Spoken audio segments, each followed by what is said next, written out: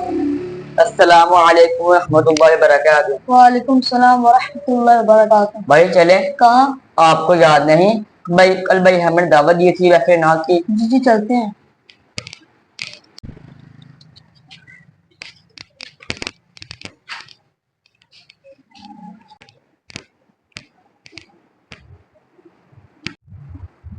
السلام علیکم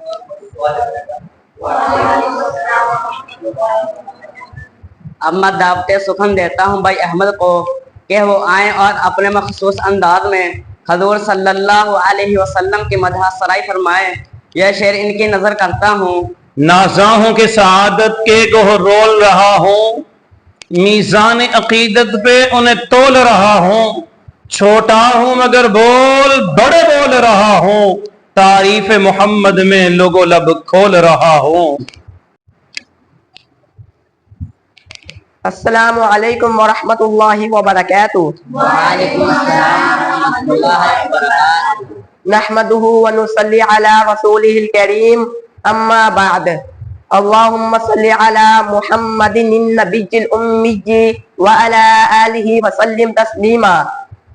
میرے آقا اٹھے تو آسمان کو عروج ملے، بیٹھے تو دھرتی کو سکون ملے، میرے آقا کو پسینہ آئے تو گلشن مہکنے لگے، مسکرائے تو تارے چمکنے لگے، لب ہلائے تو اناجل چہکنے لگے، بات کرے تو پھول جھڑنے لگے، سر اٹھا کے بولے تو قرآن بنے، سر جھکا کے بولے تو حدیث بنے، قدم اٹھائے سنت بنے، قدم رکھے تو جنت بنے۔ میرے آقا کو اللہ نے ایسا بنایا ہے کہ جو دیکھے صحابی بنے، جسے مانگے فاروق بنے، جسے نکاح کرے ام المؤمنین بنے، جسے بیٹیاں دے ذوالنورین بنے، جسے چومے حسین بنے، جسے مصلی دے صدیق بنے۔ اتنا اعلیٰ بنایا ہے تو پھر میں کیوں نہ کہوں اے سراپا اجالا ہمارا نبی، رحمت ہستہ ہمارا نبی، جس کا کونین میں کوئی ثانی نہیں ہے، وہ جب سے نرالا ہمارا نبی۔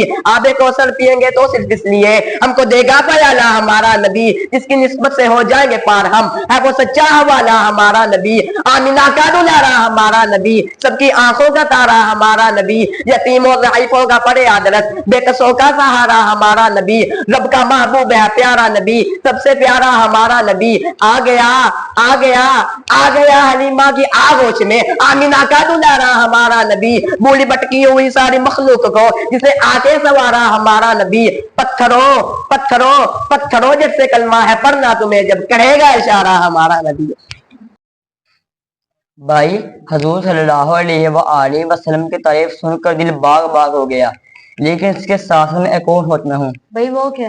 آیا حضور صلی اللہ علیہ وآلہ وسلم کی جس عروج کمالات کی شرانہ انداز میں بات کی، وہ مسلمانوں کے تمام مسائل کسی طرح تعریف کرنے کو اپنے ایمان کے سمجھتے ہیں؟ اس میں تو کوئی شک نہیں کہ ساری مساجد کے اہل سنت، بریلوی، دیوبندی، اہل حدیث حضور صلی اللہ علیہ وسلم سے محبت کرنا، اس کا اظہار کرنے کا اپنے ایمان کا سمجھتے ہیں۔ پھر جب سارے حضور صلی اللہ علیہ وآلہ وسلم والے ہیں تو اپنی ساری صلاحیت اور توانائیاں آپس میں لگانے کے لیے ان کے خلاف لگائیں جو ملحد بن کر اللہ تعالیٰ کے وجود کو ماننے کے لیے تیار ہیں، یا جو ختم نبوت کا انکار کر کے ختم نبوت کا تاج حضور صلی اللہ علیہ وآلہ وسلم کی بجائے مرزا قادیان کے پہنانے کے لیے کوشاں ہیں۔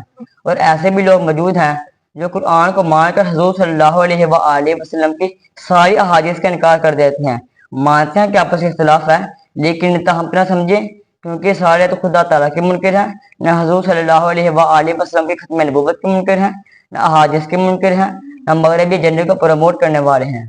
ایک گھر میں رہتے ہوئے بھائیوں کے درمیان میں تو اختلاف ہو جاتا ہے، لیکن جب باپ کی عزت کی باری آتی ہے تو ان کے اختلاف چار دیوار کے اندر رہ جاتا ہے اور یہ اپنے باپ کی عزت کے لیے کندھے سے کندھا ملے ہوئے نظر آتے ہیں۔ لہٰذا اسلام والوں کو بھی یہی چاہیے کہ کفر کا مقابلہ کرنے کے لیے یکجا ہو جائیں۔